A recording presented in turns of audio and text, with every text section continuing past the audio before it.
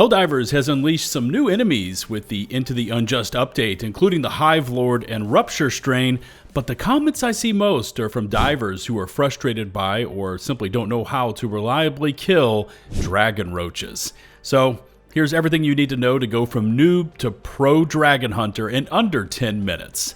Please consider hitting subscribe and ringing the notifications bell, and let's dive on in.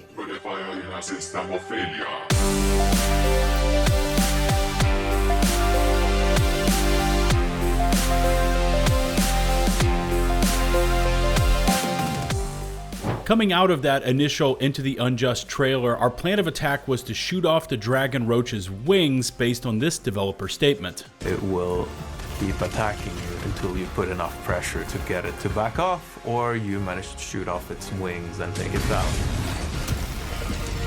Which we now know is the worst thing you could try to do. The wings can be shredded to the point you question how this thing can fly, and it will still circle back around and strafe you again and again. Avoid the wings. All they do is soak up damage. Vitality is the booster you want in your loadouts when hunting dragons, as it grants us Helldivers with a 20% multiplicative damage reduction to all incoming damage we receive as part of the armor calculation. This booster is found on page 4 of the Helldivers Mobilize Warbond, and don't be fooled by its description, as it says it provides only a minor damage reduction. Sentries can add much needed pop to your loadouts when taking on these foul beasts, and the autocannon, laser, flame, and rocket sentries will all track and fire at them when the 𝗤𝗆roach comes into range. Mortars can hit them while hovering, but they are slow to target and it's not recommended. While the machine gun and Gatling sentries will not engage with the monsters, but are effective at keeping chaff off you while tackling these flyers. Also, Dragonroaches are attracted to your sentries and will attack them first, which you can use to your advantage.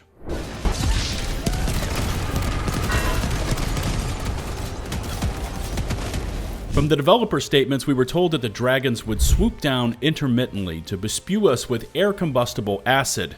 Translation: hit us with green fire. Which means you can wear armor with flat resistance rates like the Killzone armor with Acclimated or the Dust Devil's armor with Desert Stormer for a bit of protection. But the best armor is currently found right now in the Superstore for the Freedom's Flame alternate sets.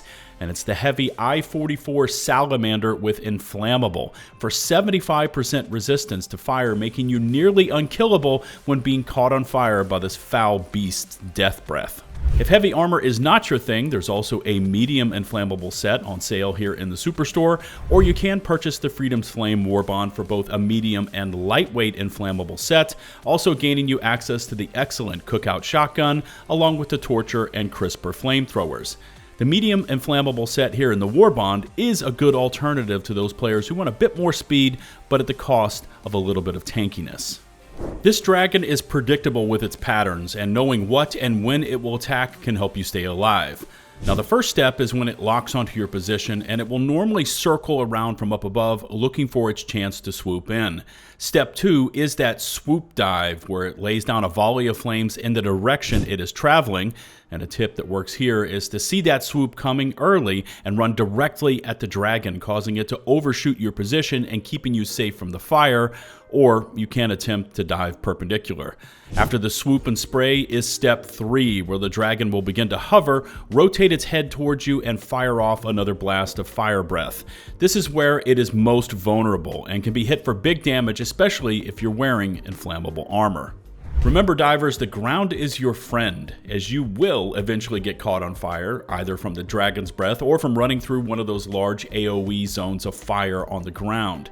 Diving forward onto the ground or spamming your prone button will cause your diver to touch terra firma, which extinguishes the flames, many times saving you from popping a valuable stem.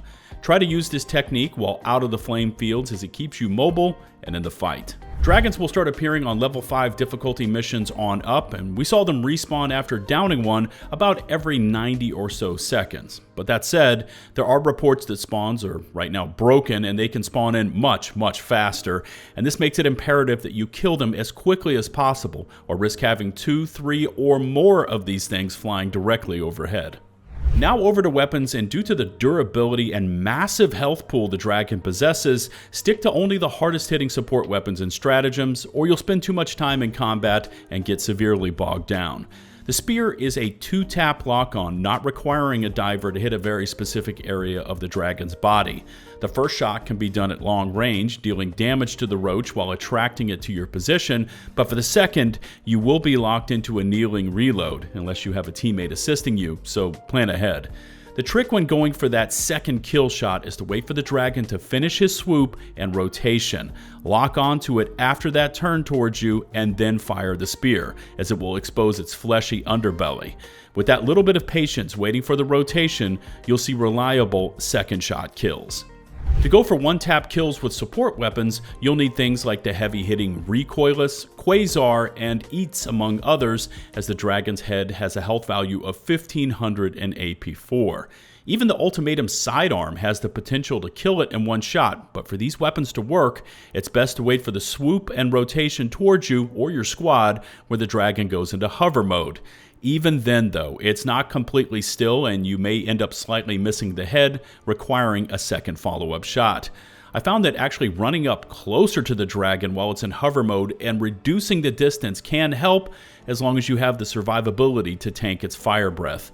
Other options here included the Emancipator mech, which took on average 45 to 60 shots to fully kill a dragon.